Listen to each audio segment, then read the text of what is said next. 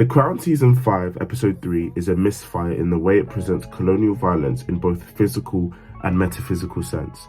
Framed as a driving Miss Daisy type story centering around Mohammed El-Fayed, the Egyptian businessman with an uber focus in aligning himself with power, particularly imperial power like the Crown, and Sydney Johnson, a house servant born in the Bahamas swept into the world of the royals as Edward VIII's valet. Bearing in mind that that was the Nazi sympathizer who was basically sent to the Bahamas to keep him out of Europe during the war. But anyway, and I think this is really a show of the atrocities of colonialism, that it's okay to send a literal Nazi to go and govern in the Caribbean. Like, that's not a problem.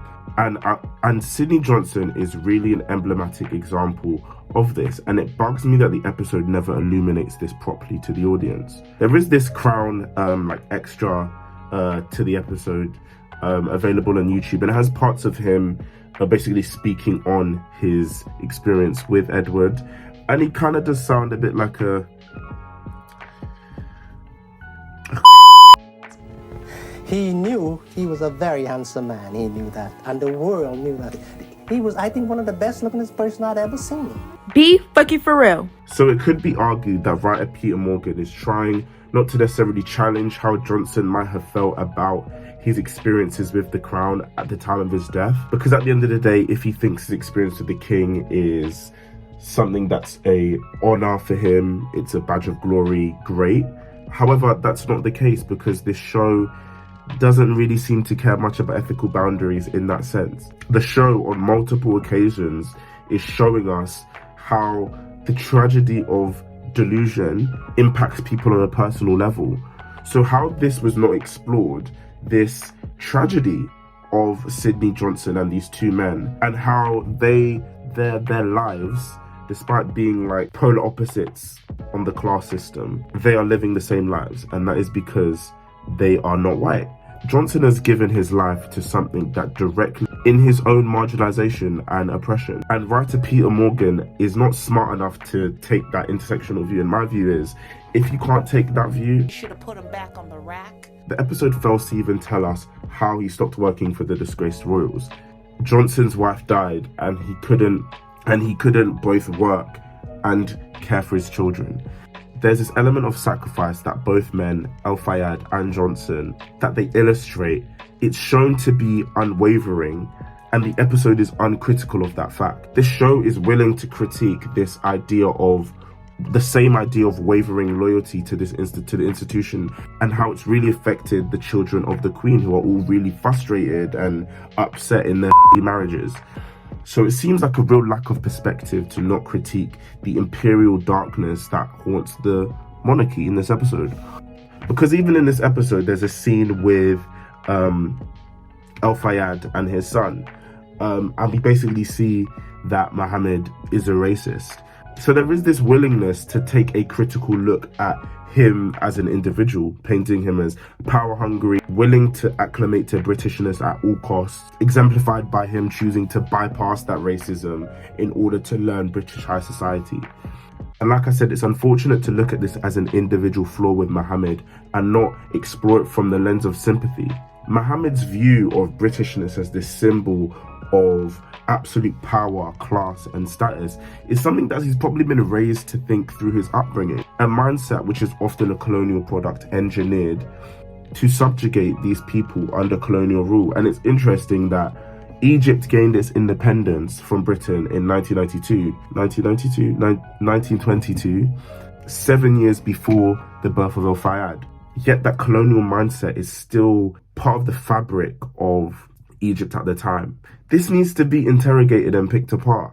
How can you, as an ethnic minority, desire to perform and to achieve towards this standard of Britishness?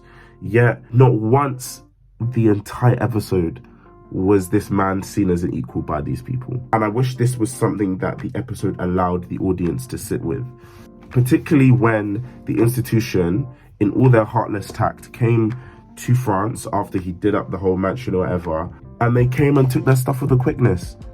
Even though they won't be returning, you don't see them returning the stuff that they stole, but here they are. Anyway. I wish there was a moment where you see this sense of sadness dawn on the characters that actually, hold on, these people are evil. And that never happens. I mean, Sydney dies in the episode and he never really gets that. There never is that moment for him.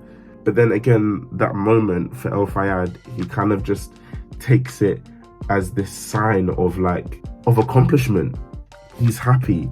And it's like, it's ain't got nothing to do with whatever happens with Diana, like at the end of the season. This is about colonialism. This is about the sickness of it, and how these two men are deluded to no fault of their own. Like, it's not their fault that they are thinking this way, that they aspire to this way, but it's something that should be critiqued and interrogated. And you can do this, and that's my thing. There's a way to do it, and I don't know, it just felt off. And I think the episode never takes time to really look at them as victims